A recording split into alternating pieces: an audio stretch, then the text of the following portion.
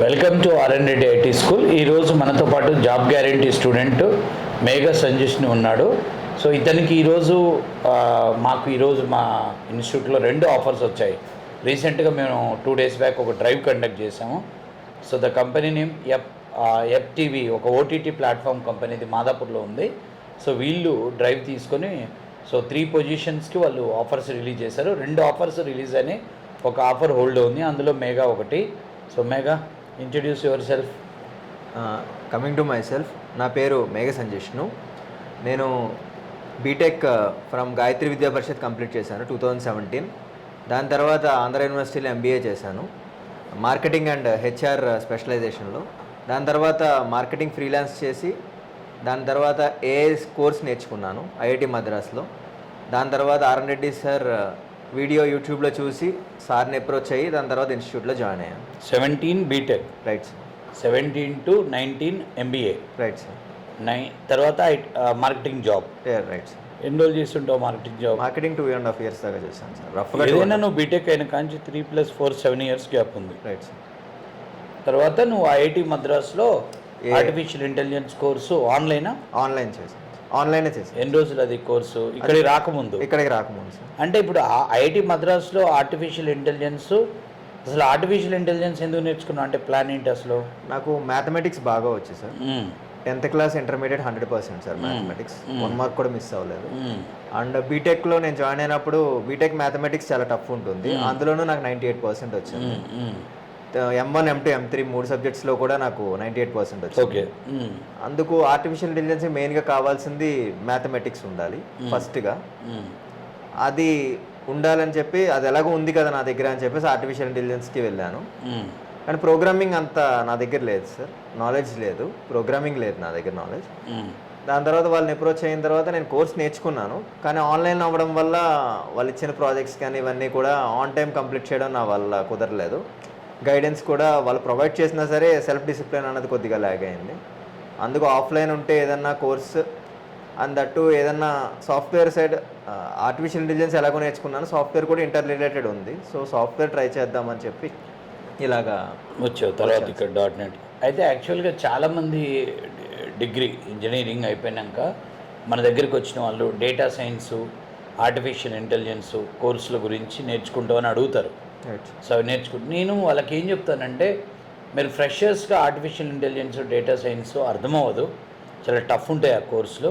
ముందు మీరు ఏదో ఒక ప్రోగ్రామింగ్ ప్లాట్ఫామ్ నేర్చుకొని ఒక 3 to 4 years 5 years జాబ్ చేసినాక ఇండస్ట్రీకి వెళ్ళినాక వాటిని అప్డేట్ అవ్వమంటాను. అంటే ఈ ఆర్టిఫిషియల్ ఇంటెలిజెన్స్, డేటా సైన్స్లో ఫ్రెషర్స్కి ఆఫ్ క్యాంపస్ మార్కెట్లో జాబ్స్ అనేది కూడా 2 ప్రాబ్లమ్స్. ఇది నేర్చుకోవడం కూడా కొద్దిగా కష్టం, తర్వాత మీరు జాబుల్ని రీచ్ అవ్వలేరు అని చెప్తాను. సో దీన్ని కొంతమంది యాక్సెప్ట్ చేస్తారు, కొంతమంది లేదు అంటారు. సో దాని విషయంలో నీ అభిప్రాయం ఏంటి? ఎందుకంటే నువ్వు వెళ్ళి వచ్చావు కాబట్టి. రైట్. మ్యాథమెటిక్స్ అయితే చాలా స్ట్రాంగ్గా కావాలి సార్. అదే ఈ కోర్స్ చేయడానికి, ఆర్టిఫిషియల్ ఇంటెలిజెన్స్ చేయడానికి. అందులో మోస్ట్ పర్టికులర్గా ఫస్ట్ స్టాటిస్టిక్స్, ప్రాబబిలిటీ కావాలి. ఎందుకంటే డేటాని తీసుకుని దాన్ని అనలైజ్ చేసేదే స్టాటిస్టిక్స్ విత్ ప్రాబబిలిటీ తోటి. డేటాని కరెక్ట్గా అనలైజ్ చేయకపోతే విత్ ప్రోగ్రామింగ్ మిషన్కి ఇవ్వలేము. సో ఆర్టిఫిషియల్ ఇంటెలిజెన్స్కి మ్యాథమెటిక్స్ కంపల్సరీ ఉండాలి. మ్యాథమెటిక్స్, స్టాటిస్టిక్స్ బాగా ఉండాలి అనేది నేను ఇంతకుముందు కూడా చెప్పాను కొన్ని వీడియోలలో, డెమోలలో. సో రెండోది ఏంటంటే, అసలు నా ఉద్దేశం ఏంటంటే, ఒక ఫ్రెషర్కి ఒక నార్మల్ బీటెక్ కాలేజ్ చదివే ఫ్రెషర్స్, నార్మల్ డిగ్రీ కాలేజ్, నేను ఐఐటి బ్రాండెడ్ ఇన్స్టిట్యూషన్స్లో ఆర్టిఫిషియల్ ఇంటెలిజెన్స్ నాలెడ్జ్ ఉన్న వాళ్ళకి ఆ క్యాంపస్ ప్లేస్మెంట్స్లో ఛాన్స్ దొరుకుద్ది. ఇప్పుడు నేనేమంటానంటే, నార్మల్గా ఆఫ్ క్యాంపస్కి వచ్చే వాళ్ళకి వీటి బదులు programming platform like .NET Java నేర్చుకోండి ఫస్ట్. అంటే ఇవి రీచ్ అవ్వడం కష్టం, ఫస్ట్ అర్థం అవ్వదు. నెంబర్ 2 ఏంటంటే, ఇవన్నీ కూడా ఈ కోర్సులు ఇచ్చే వాళ్ళు ఎక్కువ మంది ఆన్లైన్లోనే ఉన్నారు, ఆన్లైన్ ప్లాట్ఫామ్స్. ఆన్లైన్లో కూడా అంత ఈజీ కాదు, ఖచ్చితంగా ఫేస్ టు ఫేస్ అటెండ్ అవ్వాలి ఇన్స్టిట్యూట్లో. నెంబర్ 2 ఏంటంటే, ఇందులో ఒకవేళ నేర్చుకోవడం కష్టం, నేర్చుకున్నాక ప్లేస్మెంట్స్ అనే దాన్ని మనం రీచ్ అవ్వటం అనేది కొద్దిగా కష్టం అనేది నా అభిప్రాయం. ఎందుకు అంటే సార్, ఇప్పుడు సాఫ్ట్వేర్లో నేర్చుకోవాలంటే ఫస్ట్ ప్రోగ్రామింగ్ తెలిసి ఉండాలి, తర్వాత డేటాబేసెస్ గురించి తెలిసి ఉండాలి, దాని తర్వాత ఒక టెక్నాలజీ తెలిసి ఉండాలి. ఆర్టిఫిషియల్ ఇంటెలిజెన్స్లో ఇవి తెలిసి ఒక ప్రోగ్రామింగ్ తెలియాలి, డేటాబేసెస్లో 2 రకాల డేటాబేసెస్ ఉన్నాయి, అవి తెలియాలి, సీక్వెల్ తెలియాలి, నో సీక్వెల్ తెలియాలి. దానితో పాటుగా టెక్నాలజీస్ తెలియాలి, జాంగో అని ఫ్లాస్క్ అని 2 ఉంటాయి వెబ్ టెక్నాలజీస్, అవి తెలియాలి. దాంతో పాటు మ్యాథమెటిక్స్ వచ్చి ఉండాలి.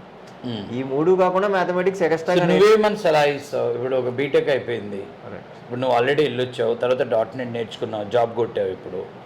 సో ఇప్పుడు నువ్వు ఆడియన్స్కి అంటే ఎవరన్నా బీటెక్ అయిన వాళ్ళు మేము డేటా సైన్స్ ఆర్టిఫిషియల్ ఇంటెలిజెన్స్ నేర్చుకుందాం అనుకుంటున్నాం జాబ్ కోసం అంటే నువ్వేమంటావు? ఫస్ట్ సాఫ్ట్వేర్లోకి ఎంటర్ అవ్వమంటాను సార్. ఎందుకు అంటే ఫస్ట్ ఎలాగో ఆర్టిఫిషియల్ ఇంటెలిజెన్స్కి ఇవన్నీ కావాలి సార్, సాఫ్ట్వేర్లో ఏవైతే ఉన్నాయో అవన్నీ కావాలి.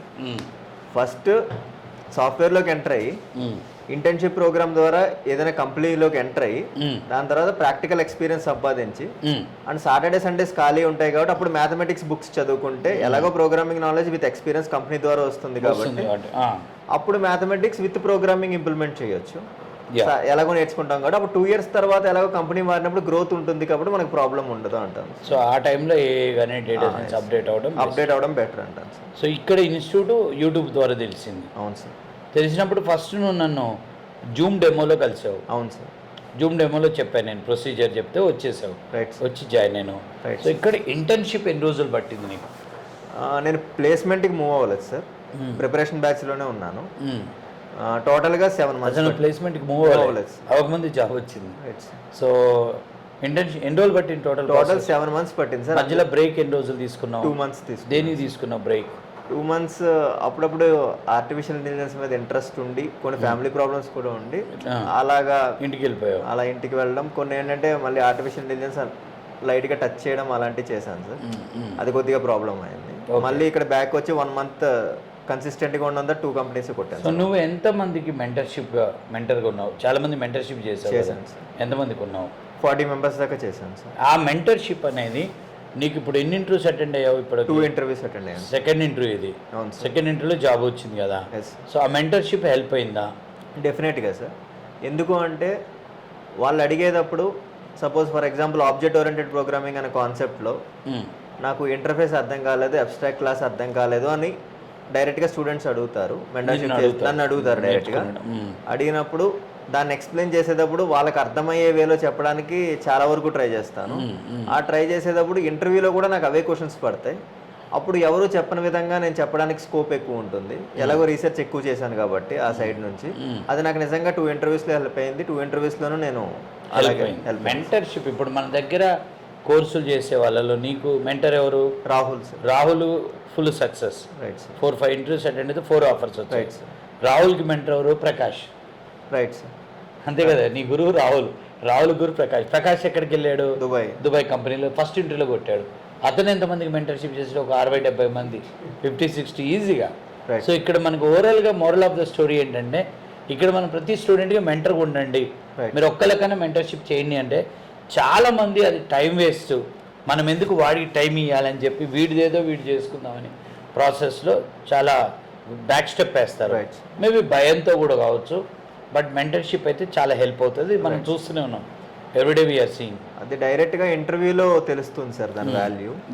అదే నాకు కూడా ఇనిషియల్గా తెలియలేదు. ఇనిషియల్గా డౌట్స్ చెప్పాను కానీ తర్వాత నా సిలబస్ అసలు నువ్వు ఈ ఇంటర్వ్యూ అటెండ్ అయినట్టు నా దృష్టిలో లేదు. ఆ డ్రైవ్ రోజు ఉన్నా కానీ నేను గమనించలే, ఎందుకంటే నువ్వు పైన నువ్వు ఇంటర్న్షిప్ బ్యాచ్లో ఉన్నావు, నువ్వు ప్లేస్మెంట్లో ఉన్నట్టు నేను చూడలేదు. నేనేం సెకండ్ డే మనకి ఇక్కడ ఈ యొక్క డ్రైవ్ జరిగినప్పుడు మనకు ఆ రోజు 48 మంది అటెండ్ అయ్యారు. 48 మందిలో 8 మంది షార్ట్ లిస్ట్ అయ్యారు. ఇది రిటర్న్ టెస్ట్. 8లో నీ పేరు వచ్చింది. సో వాళ్ళ పేరు చెప్తున్నప్పుడు నేను నువ్వు అటెండ్ అయ్యావనుకున్నా. ఆ 8 మంది నుంచి 3 ఫైనల్స్కి వెళ్ళారు.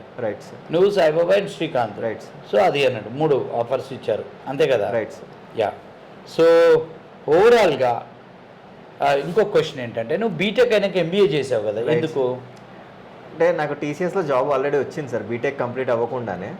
నాకంటూ కెరీర్ గైడెన్స్ లేదు. నాది విలేజ్ బ్యాక్గ్రౌండ్, చిన్నప్పటి నుంచి హాస్టల్, గైడెన్స్ సరిగ్గా లేదు. నాకు ఎన్ఐటి కూడా మంచి ర్యాంకర్నే, స్టేట్ లెవెల్ ర్యాంక్ వచ్చింది ఎన్ఐటి కూడా. కానీ లాంగ్ డిస్టెన్స్ వెళ్ళడం, ఫోబియా అన్నీ ఉండేవి, కమ్యూనికేషన్ స్కిల్స్ ఏవేవి లేవు. సో గైడెన్స్ కూడా లేక రాంగ్గా స్టెప్ తీసుకున్నాను. బీటెక్ నుంచి ఎంబీఏకి శాలరీ బాగుంటుందని ఎవరో చెప్తే అలా మూవ్ అయ్యాను తప్పించి నాకు కూడా గైడెన్స్ సరిగ్గా లేక. బీటెక్ ఎంబీఏ రైట్ అంటావా రాంగా? ఎంబీఏ డైరెక్ట్గా లేదు సార్, బీటెక్ చేస్తూ తర్వాత ఏమైనా చేయాలని అనిపిస్తే అప్పుడు చేయడం తప్పించి బీటెక్ ద్వారా ఏదన్నా సాఫ్ట్వేర్లోకి ఎంటర్ అయిపోయి ప్రాక్టికల్గా అక్కడ కమ్యూనికేషన్ స్కిల్స్, లీడర్షిప్ నేర్చుకుంటే ఇంకా బెటర్గా ఉంటుంది సార్. అది జాబ్లో నేర్చు. ఇది కూడా రాంగ్ స్టెప్. చాలా మందికి ఆడియన్స్ వినండి, ఇంజనీరింగ్ అవ్వగానే ఖాళీగా ఉన్నాం కదా అని చెప్పి ఎంబీఏలు చేయకండి. మీరు ఒక ఐఏఎం అనే టాప్ బిజినెస్ స్కూల్స్లో ఎక్కడన్నా మీకు ఎంబీఏ ఛాన్స్ వస్తే ఓకే, అది సార్. కానీ మీకు ఎంబీఏ ఏదో ప్లస్ అంటే ఎంబీఏ వల్ల మీకు 2 years time waste. Don't do that. First ఐటీలోకి ఎంటర్ అవ్వండి. కరెక్ట్. ఐటీ జాబ్ చేసేటప్పుడు ఓ 3 yearsకో 5 yearsకో అప్పుడు మీరు ఎంబీఏ ఏమైనా చేయాలనుకుంటే అది కూడా మంచి ఇన్స్టిట్యూషన్, పెద్ద బిజినెస్ స్కూల్లో చేయండి. కానీ అనవసరంగా బీటెక్ స్టూడెంట్స్ ఎవరు ఎంబీఏకి వెళ్ళకండి. నార్మల్ ఎంబీఏ కాలేజీలలో ఎంబీఏ చేయటం వల్ల ఒక బీఎస్సీ స్టూడెంట్కి ఏమైనా లాభమే ఉంటుంది, కానీ ఒక ఇంజనీరింగ్ స్టూడెంట్కి ఒక నార్మల్ ఎంబీఏ కాలేజీలో ఎంబీఏ చేయటం వల్ల సో టైం వేస్ట్. కరెక్టేనా? కరెక్ట్. అదొక రాంగ్ స్టెప్ నీది. నెంబర్ 2, ఆ ఎంబీఏ చూసుకొని నువ్వు టెక్నాలజీ వదిలిపెట్టి, టెక్నికల్ జాబ్ వదిలిపెట్టి నువ్వు మళ్ళీ 2 years మార్కెటింగ్ జాబ్ చేసావు. అదొక బ్లెండర్ మిస్టేక్. ఒప్పుకుంటావా? రైట్. 3, నువ్వు ఇదంతా చేసి మళ్ళీ ఐఐటి మద్రాస్ ద్వారా ఆర్టిఫిషియల్ ఇంటెలిజెన్స్ అనే కోర్స్కి వెళ్ళిపోయి ఈ గ్యాప్ ఇక్కడ వేస్ట్ అయిందంతా లాగేసుకోవాలి, పెద్ద ఆఫర్ రావాలనేది స్టెప్. అది కూడా రాంగ్. ఇవన్నీ కూడా ఎంబీఏ బీటెక్ అయినాక జాబ్ చేస్తూ 5 years తర్వాత టాప్ ఇన్స్టిట్యూషన్లో చేయాలి. Number 2, artificial intelligence, data science లాంటి కోర్సుల్ని మనం ఇంజనీరింగ్ అయ్యి జాబ్లోకి వెళ్ళి 3 to 5 years ఎక్స్పీరియన్స్ వచ్చినాక మనకి ప్రోగ్రామింగ్ సైడ్ మంచి నాలెడ్జ్ వచ్చి ఇండస్ట్రీ ఎక్స్పీరియన్స్ వచ్చినాక మనం ఇలాంటి కోర్సులు చేయాలి. కానీ ముందు నేర్చుకోవటం వల్ల టైం వేస్ట్, రీచ్ అవ్వలేము. అది కూడా రాంగ్ డెసిషన్. కరెక్టేనా? కరెక్ట్. రైట్. సో ఓవరాల్గా మన దగ్గర జరుగుతున్న యాక్టివిటీస్లో అంటే నీకు అంతకుముందు ప్రోగ్రామింగ్ అంటే ఇక్కడ రాకముందు ప్రోగ్రామింగ్ అంటే ఇష్టమా భయమా? ప్రోగ్రామింగ్ ఇష్టమే సార్, కానీ మల్టిపుల్ టైం ప్రాక్టీస్ లేదు నా సైడ్ నుంచి. అంటే నాలెడ్జ్ మీ ఎకడమిక్లో సి తెలుసు, దాని తర్వాత ఐఐటి మద్రాస్లో పైథాన్ తెలుసు. Okay. So before RN Reddy ఇన్స్టిట్యూట్కి రాకముందు నీకు కోడింగ్ అంటే భయం ఉండేదా, భయం లేదా? బీటెక్ చదువుతున్నప్పుడు భయం ఉండేది సార్, అందుకు జాబ్ తీసుకోలేదు. కోడింగ్ సరిగ్గా రాదేమో అని. తర్వాత ఐఐటి మద్రాస్లో తెలిసినా సరే, ఇంట్రెస్ట్ ఉన్నా సరే నా సైడ్ ప్రాక్టీస్ లేదు. బీటెక్ ఏ కాలేజ్ చదివింది? గాయత్రి విద్యా పరిషత్, విశాఖపట్నం. ఓకే. సో తర్వాత ఇక్కడ జరుగుతున్న యాక్టివిటీస్ ఉన్నాయి కదా, సో అందులో నీకు బాగా నచ్చిన యాక్టివిటీ ఏంటి? ఒకటి మెంటరింగ్ అన్నది నేను చేయడం, అది ఎక్సలెంట్. అది next repetition of subject multiple times repeat చేయించడం అన్నది నాకు నచ్చుద్ది. మధ్యలో ఆపేసి అందరినీ అది అప్పటి వరకు అయినంత రివైజ్ కొట్టిస్తా. Right sir. టార్గెట్ పెడతాను, అది ఓకేనా? అది ఓకే సార్. అండ్ మోర్ పర్టికులర్గా కంపెనీస్ అన్ని అడిగేది ఆబ్జెక్ట్ ఓరియంటెడ్ ప్రోగ్రామింగ్, ఊప్స్ ఎక్కువ అడుగుతున్నారు. అది నాకు 2 కంపెనీల్లోనే హెల్ప్ అయింది సార్. సో ఇక్కడ ఊప్స్ మన క్లాసెస్ బాగా. సెమినార్ యాక్టివిటీ ఎలా ఉంది? సెమినార్కి నేను ఎక్కువ ప్రిపేర్ అయ్యి వస్తాను. పార్టిసిపేట్ చేసాను. ఎన్ని సెమినార్లు చెప్పుంటావు? దాదాపు 200+ అంతే వెళ్ళి ఉంటుంది. 200 సార్లు డయాస్ ఎక్కిచ్చి సెమినార్ యాక్టివిటీ చేయడం అనేది చాలా. అంతకుముందు స్టేజ్ ఫియర్ ఉండేదా? ఉండేది సార్. ఇప్పుడు లేదు. 100 మంది ముందు మాట్లాడతావా? సో అదొక మంచి యాక్టివిటీ. నెక్స్ట్ మన ప్రోగ్రామింగ్ టీచింగ్లో నీకు ఆ ట్రేసింగ్ యాక్టివిటీ ఉంది కదా, అది ఎలా అనిపిస్తుంది? అది హెల్ప్ఫుల్ సార్, ఎందుకంటే కంపెనీలో అంటే మనకి సింటాక్టికల్ ఎర్రర్స్ అయితే మనకు క్లియర్గా కనిపిస్తుంది కంప్యూటర్లో, లాజికల్ ఎర్రర్ కనిపించదు. దాని వెనకాల ఏం జరుగుతుంది అన్నది మనం లైన్ బై లైన్ చెక్ చేస్తే కానీ తెలియదు, అది కంప్యూటర్ కూడా చెప్పలేదు. అది ట్రేసింగ్ ద్వారానే తెలుస్తుంది. మనకి వాల్యూస్ డైరెక్ట్గా కనిపించవు, వేరియబుల్సే కనిపిస్తాయి. ఆ వేరియబుల్స్ లోపల ఏముందన్నది బాక్సులు ఏం పెట్టుకుని అన్ని చెక్ చేసుకోవడం, ఆ ట్రేసింగ్ ఫార్మాట్ అనేది నచ్చింది. వేరే వాళ్ళకి ఎక్కువ ఎక్స్ప్లెయిన్ చేయడం వల్ల అది న్యాచురల్గా వచ్చేసింది నాకు. అది డెఫినెట్గా మంచి స్కిల్ సార్, అది రెజ్యూమ్లో కూడా పెట్టుకుంటే ఇంకా హెల్ప్ఫుల్గా ఉంటుంది. సో ఇక్కడ స్టూడెంట్స్కి అంటే రైట్ నువ్వు ఇచ్చే ఇన్పుట్ ఏంటి? చేసే సబ్జెక్ట్ C# మోర్ ఫోకస్డ్గా చేయమని చెప్తాను సార్. ఫస్ట్ 5 చేయమని ఫస్ట్ 5 బేసిక్స్ ఉన్నాయి కదా సార్, కంట్రోల్ స్టేట్మెంట్స్ దాకా చాలా స్ట్రాంగ్గా ఉండమని చెప్తాను. దాన్ని యూజ్ చేసుకుని లాజికల్ ప్రోగ్రామ్స్ ఎక్కువ చేయమని చెప్తాను. 75 లాజికల్ ప్రోగ్రామ్స్ నేను అన్నీ చేశాను, ఏది మిస్ చేయలేదు. దాని తర్వాత ఆబ్జెక్ట్ ఓరియంటెడ్ ప్రోగ్రామింగ్ మాత్రం ఎన్నిసార్లు రిపీట్ చేస్తే అంత మంచిదని చెప్తాను. మెయిన్ రిపిటేషన్ అనే యాక్టివిటీ అందరూ లైక్ చేయరు కానీ అది చాలా హెల్ప్ అవుతుంది, హెల్ప్ అవుతుంది, బాగా మనం ప్రజెంట్ చేయడానికి హెల్ప్ హెల్ప్ అవుతుంది. అవుతుంది. ఇదే కంపెనీలో ఇది డేటాబేస్ తప్పించి ఇంకేమి, డేటాబేస్ అన్నది సి షార్ప్లో లాజిక్ పర్ఫెక్ట్గా ఉంటే డేటాబేస్ కూడా ఈజీ అయిపోతుంది సార్. సో ఈ రెండు తెలిస్తే ఏ కంపెనీ అన్నా ఈజీగా క్రాక్ చేయొచ్చు సార్. Okay, right. అది నాకు హెల్ప్ఫుల్ అయింది. సో ఇక్కడ ఈ కోర్స్ చేసేటప్పుడు అంటే నువ్వేమైనా డిస్టర్బెన్స్లు ఫేస్ చేసావా? డిస్టర్బెన్సెస్ సైడ్ ఏం ఫేస్ చేయలేదు సార్. నేను ఎక్కువగా మాట్లాడేవాళ్ళని కాదు, ఎవరితోటి ఎక్కువగా మాట్లాడేవాడిని కాదు, నా పని నేను చూసుకుని వెళ్ళిపోయేవాడిని. సో ఎక్కువ డిస్టర్బెన్స్ నేను ఫేస్ చేయలేదు సార్. షూరా? Sure sir. డిస్టర్బెన్స్ సో జనరల్గా ఇక్కడ స్టూడెంట్స్ రెగ్యులర్గా రావటంలో కొంచెం ఇబ్బంది పడుతుంటారు కదా, రైట్ ఆ విషయం నుంచి చాలా స్ట్రిక్ట్ ఉంటగా. రైట్. స్ట్రిక్ట్ ఉండమంటావా వదిలేయమంటావా? స్ట్రిక్ట్ ఉంటేనే బెటర్ సార్. ఉంటే బెటర్. నీకు ఎక్స్పీరియన్స్ అయిందా? నాది అయింది సార్. అంటే నేను అంటే ఇప్పుడు మధ్యలో నువ్వు కొద్దిగా డిస్టర్బ్ అయ్యావు, ఫుల్ క్లాస్ వీకే, రైట్ సార్, ఫుల్ ఇచ్చాను డోస్ ఆ రోజు. ఇచ్చిన తర్వాత రెగ్యులర్ అయినావు. రైట్. రెగ్యులర్ అయినాక కూడా నేను ఇంక అప్పటి నుంచి నీకు గుర్తుందో లేదో, నీవు పొయ్యి వచ్చిన కాడి నుంచే నేను కొద్దిగా ఎక్కువ ఎవ్రీ డే చెక్ చేస్తాను. నేను ఆఫీస్కి రాగానే ఫస్ట్ ప్రతి ఒక్కళ్ళని చూస్తా. Right sir. నిన్న మిస్ అయ్యావా ఏమి, Ah, అదే ఫస్ట్ నేను చేసే యాక్టివిటీ. కరెక్ట్. ఇన్స్టిట్యూట్కి రాగానే అందరినీ 1 to 1 ప్రతి ఫేస్ చూస్తాను. రైట్. ఆబ్సెంటీస్ ఎవరుంటే వాళ్ళని ఐడెంటిఫై చేసి లేపేసి వాళ్ళకి చెప్తాను వద్దు అట్లా చేయొద్దని. కరెక్ట్. సో నేను అడుగుతాను, రాకపోతే నేను అడుగుతాను. ఇప్పుడు ఇన్స్టిట్యూట్లో ఏంటి, ఎవరు రాదు ఈరోజు రాదు అంటే ఖచ్చితంగా నా పర్మిషన్ తీసుకోవాలి. Right sir. నన్ను పర్మిషన్ తీసుకోవాలంటే ఆలోచిస్తారు, రైట్ సార్. క్వశ్చన్ పడుతుంది వాళ్ళకి. Right sir. సో రీజన్ అయింది అడుగుతాను. సో ఆ విధం వల్ల నువ్వు అంటే వద్దు అనుకున్న రోజు కూడా వచ్చావు ఇన్స్టిట్యూట్కి? వచ్చాను సార్.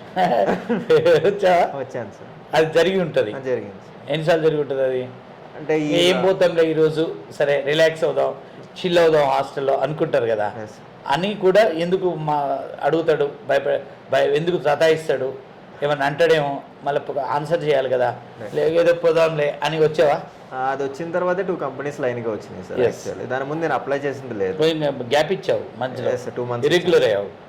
సో ఇరెగ్యులారిటీని స్టూడెంట్ని అవాయిడ్ చేయడానికి ఏం చేస్తే బాగుంటుంది? ఇప్పుడు నేను చేసేది కరెక్టేనా? కరెక్టే సార్. నువ్వు రాకపోతే ఊరుకోను, నువ్వు నాకు చెప్పి లీవ్ తీసుకో, వితౌట్ చెప్పకుండా లీవ్ తీసుకుంటే ఒప్పుకోను, రైట్. అవసరమైతే హాస్టల్కి వస్తాను నేను రైట్ సార్ అని చెప్తున్నాను. కరెక్టే కదా? కరెక్టే సార్. అది అయిన తర్వాత 1 week నాకు ఫస్ట్ కంపెనీ వచ్చింది సార్. అది అయిన తర్వాత 1.5 week సెకండ్ కంపెనీ వచ్చింది. ఎక్సలెంట్. ఓకే. సో ఓవరాల్గా are you happy? Currently happy sir. Happy. Sir. So రీసెంట్గా కూడా ఐఐటి మద్రాస్ దానికి ఏదో వెళ్ళొచ్చు. అటెండ్ అయ్యాను సార్. 15 మెంబర్స్లో సెలెక్ట్ అయ్యాను, కానీ టాప్ 5 తీసుకున్నారు వాళ్ళు. అదే. ఓకే. 2 years తర్వాత సాటర్డే సండేస్ ప్లాన్ చేసుకుని 3rd yearలో ఎప్పుడైనా చూద్దామని ఆలోచిస్తాను. Okay. Right. So happy final. Currently happy, right. All the very best. Right sir.